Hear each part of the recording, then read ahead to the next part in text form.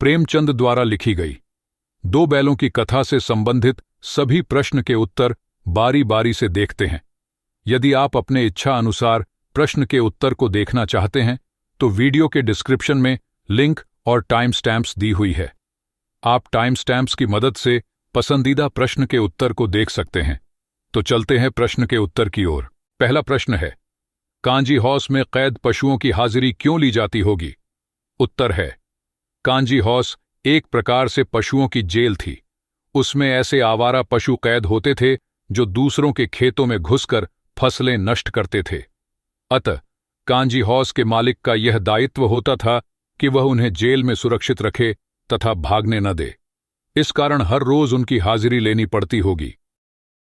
दूसरा प्रश्न है, छोटी बच्ची को बैलों के प्रति प्रेम क्यों उमड़ आया? उत्तर है, छोटी बच्ची की मां मर चुकी थी। सौतेली मां उसे मारती रहती थी। इधर बैलों की भी यही स्थिति थी। गया उन्हें दिन भर खेत में जोतता, मारता पीटता और शाम को सूखा भूसा डाल देता। छोटी बच्ची महसूस कर रही थी कि उसकी स्थिति और बैलों की स्थिति एक जैसी है।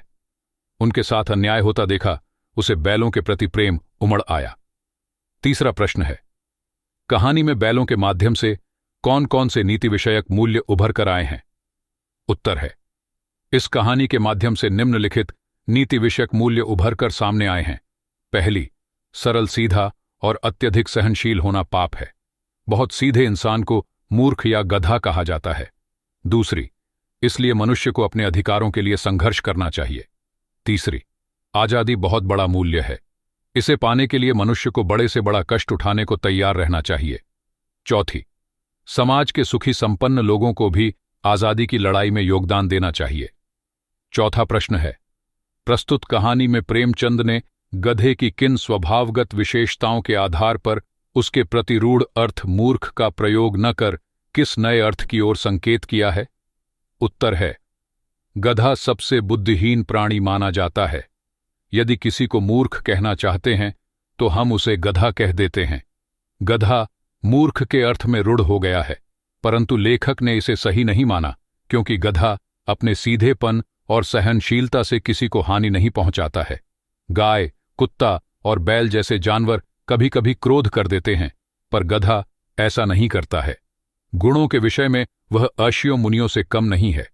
पांचवा प्रश्न है, किन घटनाओं से पता चलता है कि हीरा और मोती में गहरी दोस्ती थी? उत्तर है, इस कहानी में अनेक घटनाएं ऐसी हैं जिनसे पता चलता है कि मोती और हीरा में गहरी दोस्ती थी। पहली घटना, दोनों एक साथ गाड़ी में जोते जाते थे तो यह कोशिश करते थे कि गाड़ी का अधिक भार दूसरे साथी के कंधे पर न आकर उसके अपने कंधे पर आए। दूसरी घटना, गया ने हीरा के नाक पर डंडा मारा तो मोती से सहा न गया। वह हल, रस्सी, जुआ, जोत सब लेकर भाग पड़ा। उससे हीरा का कष्ट देखा न गया। तीसरी घटना, जब मटर के खेत में मटर खाकर दोनों मस्त हो रहे तो वे सींग मिलाकर एक दूसरे को ठेलने लगे। अचानक मोती को लगा कि हीरा क्रोध में आ गया है तो वह पीछे हट गया। उसने दोस्ती को दुश्मनी में बदलने से रोक लिया। चौथी घटना, जब उनके सामने विशालकाय सांड आ खड़ा हुआ तो उन्होंने योजनापूर्वक एक दूसरे का साथ देते हुए उसका मुकाबला किया। सांड एक पर चोट करता तो दूसरा उसकी देह में अपने नुकीले सींग चुभा देता। आखिरकार सांड बेदम होकर गिर पड़ा। पांचवीं घटना, मोती मटर के खेत में मटर खाते खाते पकड़ा गया। हीरा उसे अकेला विपत्ति में देखकर वापस आ गया। वह भी मोती के साथ पकड़ा गया। छठी घटना, कांजी हाउस में हीरा ने दीवार तोड़ डाली। उसे रस्सियों से बांध दिया गया। इस पर मोती ने उसका साथ दिया। पहले तो उसने बाड़े की दीवार तोड़कर हीरा का अधूरा काम पूरा किया, फिर उसका साथ देने के लिए उसी के साथ बंध गया। छठा प्रश्न है, लेकिन औरत जात पर सींग चलाना मना है, ये भूल जाते हो? हीरा के इस कथन के माध्यम से स्त्री के प्रति प्रेमचंद के दृष्टिकोण को स्पष्ट कीजिए। उत्तर है, लेकिन औरत जात पर सींग चलाना मना है। हीरा के इस कथन के माध्यम से पता चलता है कि प्रेमचंद नारी जाति का अत्यधिक सम्मान करते थे। नारी विभिन्न रिश्ते बनाकर समाज में अपनी भूमिका का निर्वहन करती है। वह त्याग, दया, ममता, सहनशीलता का जीता जागता उदाहरण है। विपरीत परिस्थितियों में यदि नारी में क्रोध जैसे भाव आ भी जाते हैं तो इससे उसकी गरिमा कम नहीं हो जाती है और न उसके सम्मान में कमी आ जाती है।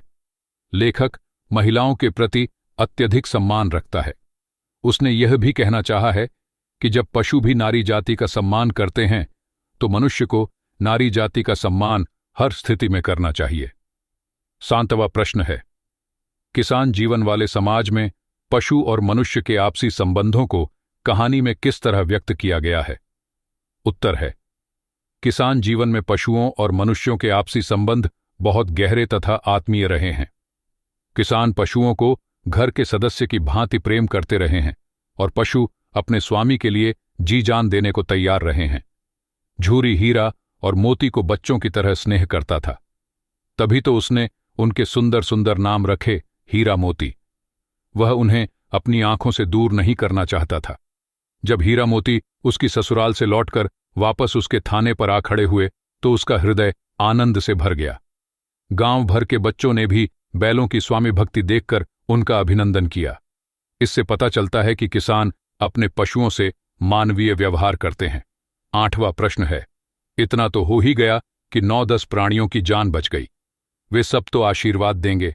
मोती के इस कथन के आलोक में उसकी विशेषताएं बताइए। उत्तर है, इतना तो हो ही गया कि 9-10 प्राणियों की जान बच गई, वे सब तो आशीर्वाद देंगे। मोती के इस कथन से पता चलता है कि वह परोपकारी स्वभाव वाला प्राणी है। परोपकार की ऐसी भावना वह मन में ही नहीं रखता है, बल्कि इसे व्यावहारिक रूप में दर्शाता भी है।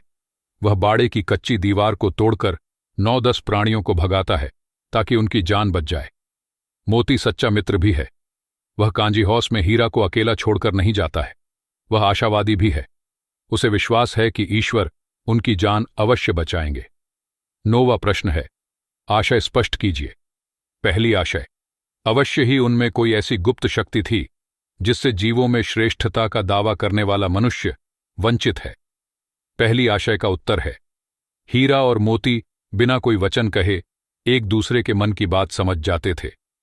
प्रायः वे एक दूसरे से स्नेह की बातें सोचते थे। यद्यपि मनुष्य स्वयं को सब प्राणियों से श्रेष्ठ मानता है, किंतु उसमें भी यह शक्ति नहीं होती। दूसरी आशय, उस एक रोटी से उनकी भूख तो क्या शांत होती, पर दोनों के हृदय को मानो भोजन मिल गया।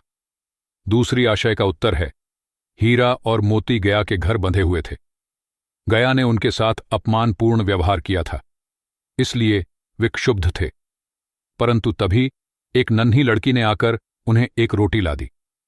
उस रोटी से उनका पेट तो नहीं भर सकता था, परंतु उसे खाकर उनका हृदय जरूर तृप्त हो गया। उन्होंने बालिका के प्रेम का अनुभव कर लिया और प्रसन्न हो उठे। 10वां और आखिरी प्रश्न, जो विकल्प वाली है।